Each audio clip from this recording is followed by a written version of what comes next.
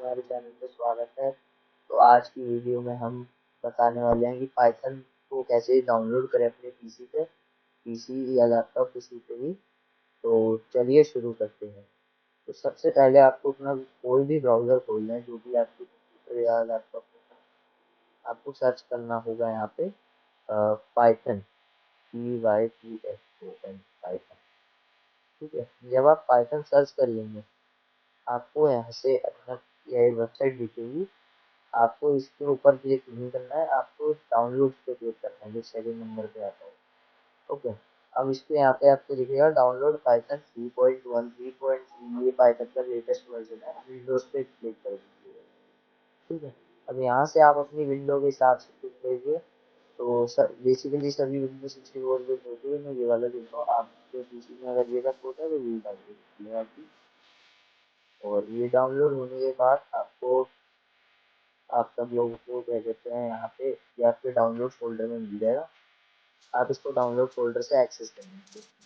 जैसे मेरे यहाँ पे डाउनलोड फोल्डर मैं खोल के दिखा देता हूँ।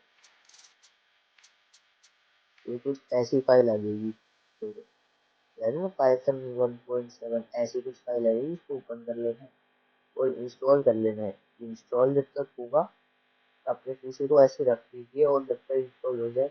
और इस इंस्टॉलेशन में इंटरनेट की बहुत ज़रूरत रहेगी, इसलिए इंटरनेट बंद मत करना।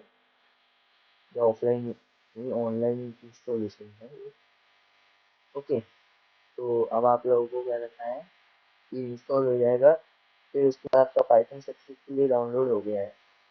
अब आप लोगों को कैसे एक्सेस करना है इसको मैं बता देता हूँ। आपको जाना है अपने विंडोज वाले बटन पे।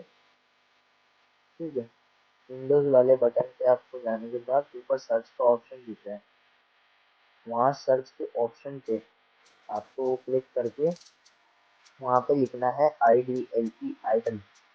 जैसे ही आप आइडल लिखेंगे वहाँ पे आपको दिखेगा पाइथन आइडल 13.3। आपको उसे ओपन कर लेना है और उसके बाद आपको बनानी है न्यू फाइल। न्यू फाइल बनाने के बाद आप उसके अंदर अपने कोर्स की प्रैक्टिस कर सकते हैं। और फिर उसके बाद उसको सेव करके आप टेस्ट कर सकते हैं अपने उसमें। आप टेस्ट कर सकते हैं उसको।